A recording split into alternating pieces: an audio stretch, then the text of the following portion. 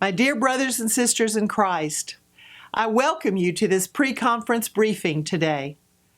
Let me begin by reminding all of us of the words of Paul when he said to the Colossians, "Put on then as God's chosen ones, holy and beloved, heartfelt compassion, kindness, humility, gentleness, and patience."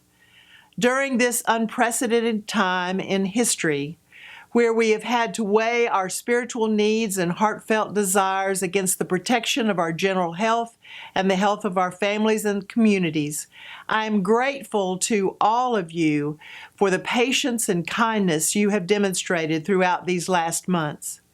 This is a time when the church needs to be adaptive in continuing to be the church and all that God envisions us to be, even though our buildings are presently closed. This is a time to focus on how we are serving and loving all of our neighbors. We all yearn for the annual conference to gather, to be together again with friends and loved ones, but it has to be done differently this year. The work of the United Methodist Church has to go on. God is still with us. I am thankful for each of you and the ministry you are doing in your communities across the Holston territory. I'm also thankful for Terry Goodman, Dale Holly, Brad Scott, our communications team, and the annual conference planning team who have found a way for us to be faithful to the discipline and the standing rules of Holston. They will guide us through this process today. Hello, I'm Terry Goodman, the Secretary of the Annual Conference. I'm one of the persons you see sitting on stage with Bishop Taylor during the annual conference sessions. In just a moment, you'll hear from the other person on stage, Dale Holly, our conference lay leader. Together, Dale and I have worked to create the scenario for a virtual annual conference. In the next few minutes, I am going to talk about the reasoning that led us to such a creation, and Dale is going to talk about the relevant book of discipline, general conference rules, and Holston Annual Conference standing rules, which make such an event possible. Let me begin by saying this is not the way any of the annual conference leadership wants to conduct such an important event as annual conference. Our desire was to meet at Lake Junaluska like we always have done, and work together over 3 days to work through the business and celebrate with worship and learn more about the opioid problem besetting our annual conference region. Nevertheless, we had to deal with the reality of what COVID-19 has done to our ability to function in familiar ways to accomplish the work of our annual conference session. Here are some of the realities. At the time of our planning, the state of Virginia was on lockdown through June 10th. This meant our Virginia brothers and sisters would not technically be able to travel to annual conference at Lake Junaluska. Also, our annual conference covers 3 different states, and each of those states enacted rules and guidelines affecting our ability to gather together.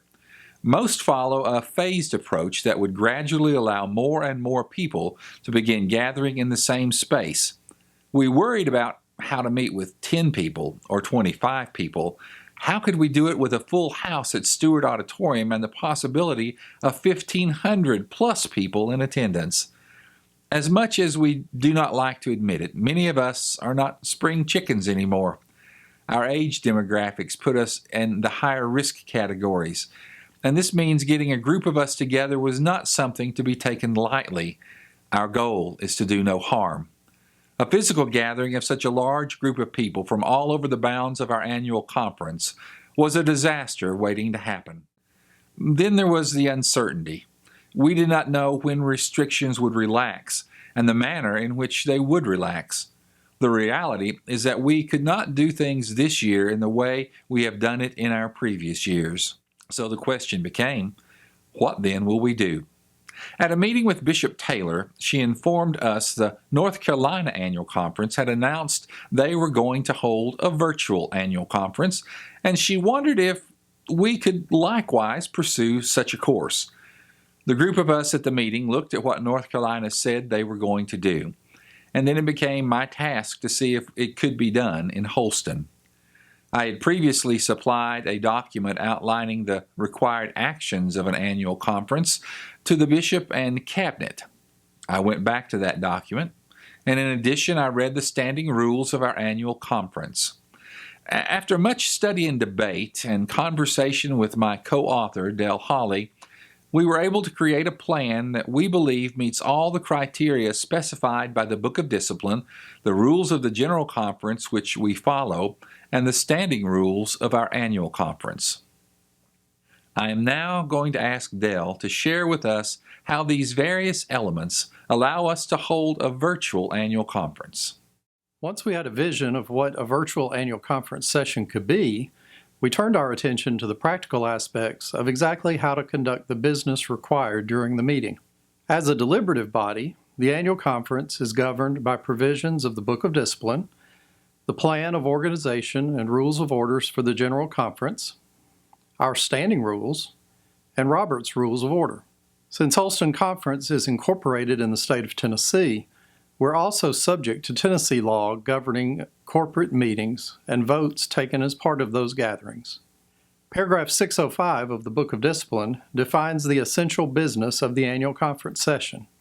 That paragraph requires that the session open with a period of devotion and roll call, the election of members for standing committees, boards, and commissions of the conference, receiving and acting on reports from conference leadership bodies, an address or report from the conference lay leader, inquiry into the moral and official conduct of clergy by the clergy session, and the adoption of a comprehensive policy for handling sexual and gender harassment of clergy.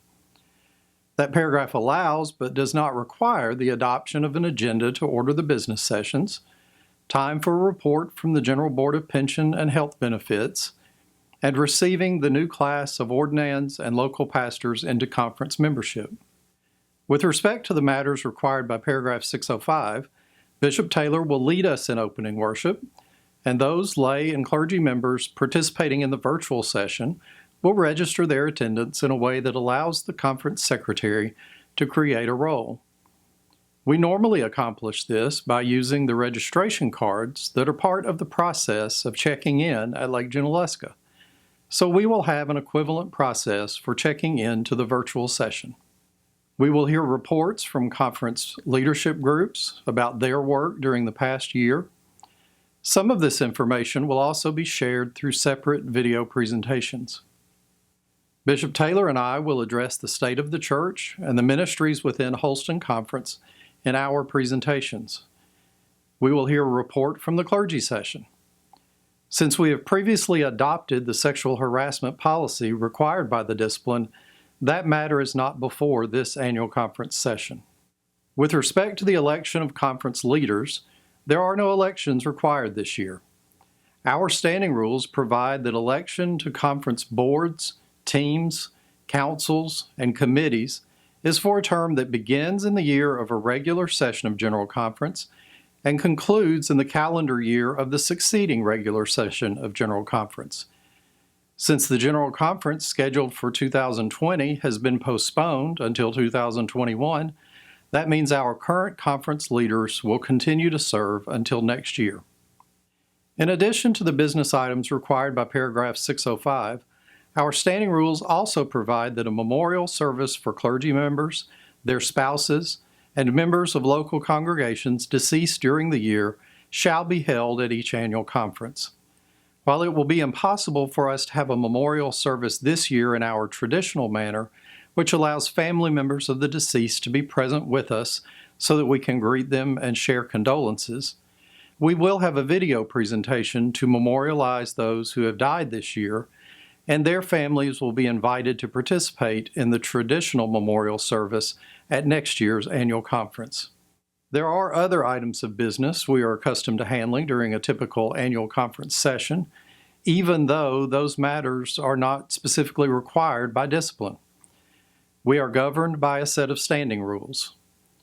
Those of you familiar with parliamentary procedure know the general rule that one session of a deliberative body cannot act to bind later sessions, And that is the reason that one of the typical action items during the opening business session each year is to amend and readopt our standing rules.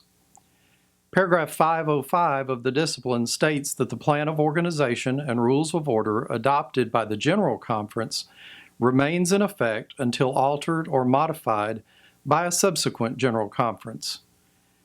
Our standing rules only require consideration and vote by the annual conference if there are proposed changes to the rules. Since the Committee on Rules and Order will not propose any changes to the standing rules this year, the current rules will remain in effect until a later session of the annual conference acts to alter or modify them. Likewise, we will not need to elect tellers and ushers or set a bar for the conference, since we will not be taking votes that would make those actions necessary. We have made provision in the standing rules for the extended cabinet to act on behalf of the annual conference between regular sessions upon request of conference leadership groups when an issue is deemed vital and time is of the essence. When the extended cabinet exercises the authority granted by this rule, its action must be recorded in the minutes of the cabinet meeting and also the subsequent journal, reported to the members of the annual conference in an expeditious manner, and further reported to the next annual conference session. Before the end of this calendar year, Holston Conference will need a budget for 2021, approval of pension and health benefits, and establishment of minimum salary levels for clergy members. Through our existing standing rules, we have given the extended cabinet the authority to take up these matters when requested by the responsible boards and committees. Finally, we are used to debating new business, petitions and resolutions, and proposals for mission and ministry made by groups and individuals as part of the annual conference session. Since we are unable to do that in a virtual environment, but want to respect the fact that those kinds of business items would have been part of our work together if we had been able to hold a traditional annual conference session, we anticipate that the teams and committees that would have brought those matters to the floor this year will ask the extended cabinet to refer those items to next year's annual conference session. In that manner, we will not lose the benefit of the thoughtful work of those who would have asked the annual conference to consider their requests for action. Ours is not a perfect plan. Certainly, it is not a model for conducting every future annual conference session. However, in the reality where we find ourselves at this moment, we believe this plan for a virtual annual conference session will allow us to fulfill the requirements of the discipline, the General Conference rules, and our standing rules, and communicate important information to the lay and clergy members of the annual conference. Now, Mike Sluter is going to talk to us about this year's mission opportunities. Greetings, Holston Conference. I'm Mike Sluter, and I currently serve as the Director of Connectional Ministries. Let me thank you for your willingness to serve. If you're watching this presentation, you've been asked and agreed to attend Holston Annual Conference. Without you, we could not do the ministries we've chosen to do together, especially during these days of quarantine and social distancing. Your faithfulness is an inspiration to many. Every year, as part of Annual Conference, we collect an offering to be used to address a missional need either here within the bounds of Holston or around the world. In years past, we have supported our mission efforts in South Sudan, Zimbabwe, Liberia, as well as others. We have also supported ministries to help meet the needs of children in poverty here within the bounds of Holston. These are but a few of the ways our mission offering has been used. Last year and this year, our mission offering is helping to support the efforts of our churches here in Holston as you respond to the opioid addiction crisis in your communities. I want to ask you to continue to do what we asked last year. Start praying now. Begin by asking God how you and your church can get involved to help stop this epidemic. Consider creating a task force or a committee to research the needs within your community and how you can begin meeting those needs. Join with other churches in your area to form a missional hub that focuses on an opioid recovery ministry. Give generously to this year's annual conference offering. While you are doing these things, here's what we want to do for you. Our 2020 annual conference offering will be used for grants to help churches and missional hubs begin new or strengthen existing ministries addressing the opioid crisis. We understand entire communities are being destroyed, and we believe it will take entire communities to turn things around. We also understand each area, church, or missional hub may need to focus on different areas of the crisis in order to meet the needs of their community. Some churches may start a Celebrate Recovery ministry, while others may focus on ministering to families who have been affected. Your support will mean a new life for the neighbors in your community. By the time you watch this pre-conference briefing, we will have already collected and loaded into shipping containers a scaled-down version of our hands-on mission kit project. I want to thank you for your willingness to serve your brothers and sisters in Liberia and in Zimbabwe, even as you are dealing with COVID-19 disruptions in your own lives. The immediate needs in Liberia and in Zimbabwe are the food buckets and the health kits, as they too deal with this pandemic. We will collect the school kits and the cleaning buckets later in the year and do a second shipment then. I know our numbers may not be what they normally are, but anything we send is more than they have right now. I will let you know when we will do this second shipment as soon as we get it scheduled. Thank you again for your faithfulness and your generosity. Holston Conference, you truly have a heart for mission. Now I'd like to turn to Becky Hall, lay leader of the Scenic South District, to close out our pre-conference briefing. I hope these presentations have helped you understand some of the unique nature of what is happening this year. In closing, I want to remind you of some things that you may also consider. First of all, the virtual clergy session will be held tomorrow, June 8th at 1 p.m. As a part of that session, Bishop Taylor will fix the appointments. Later that afternoon, you will be able to download a copy of the appointment book on holston.org. This is the booklet that is typically handed out at the close of the annual conference session, which lists all of our appointments for all of the districts of Holston. The next date to remember is Saturday, June 27th, 2020. We will begin our 2020 virtual annual conference at 1 p.m.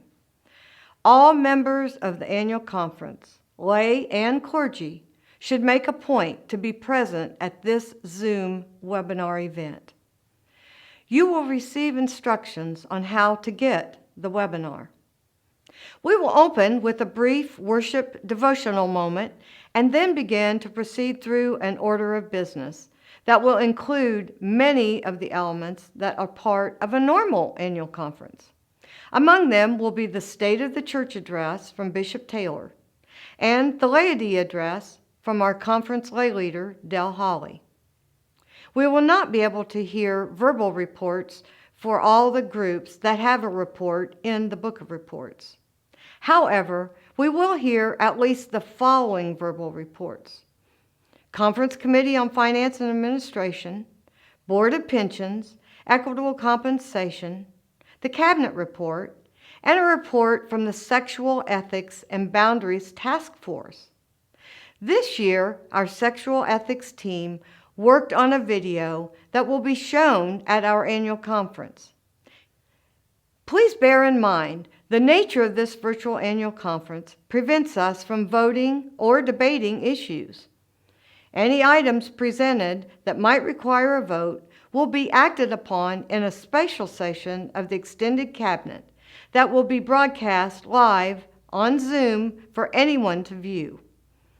According to our Standing Rule 38, the extended cabinet is authorized to act on behalf of the annual conference, and it will be using this rule to approve those items that need action. Thank you for joining us for this pre-conference briefing. I pray God is continuing to lead your churches into fruitful ministries as we struggle to adapt to this new way of thinking about and conducting the business and ministries of the church.